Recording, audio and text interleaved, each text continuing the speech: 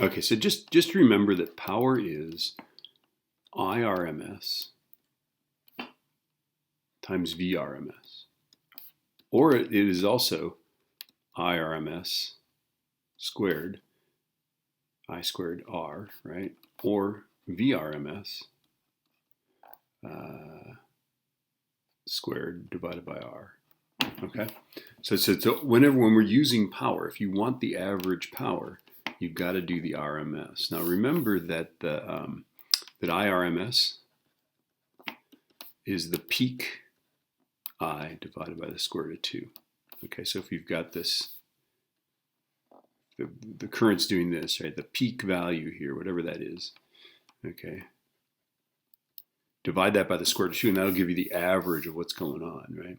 And then and also remember that VRMS is the peak voltage, right, divided by the square root of 2. And so if you look at this, the average power is going to be the peak current over the square root of 2 times the peak voltage over the square root of 2. I'm just substituting in for this thing here, right? Which ultimately, isn't that just going to be I naught V naught over 2, which is peak power divided by 2, right? So the peak power is going to be twice the average power. That's an easy concept here. Okay. All right. So what are we doing? Okay, a 1200 watt heater runs an alternating current with a peak voltage of 104 volts. What's its resistance? So ultimately we're going to use like this formula here, right? And I think I'm going to use this, right? Power is VRMS. And I'm labeling RMS. Usually we don't label RMS, but there it is, right? Squared over R. I'm giving you the peak voltage, okay? And so in order to figure out the resistance, I'm going to have to find the RMS first. So let's find the RMS first.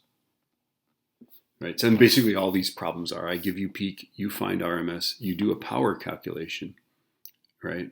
Okay, or sometimes you do a power calculation and then you find the RMS value and then you have to turn it into peak. Okay, you'll see, these aren't that hard. But in this one, you're given the peak, we've got to find the RMS. So let's go 134 divided by the square root of 2.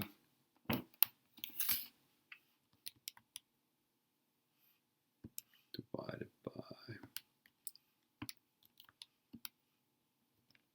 and I'm getting 94.75.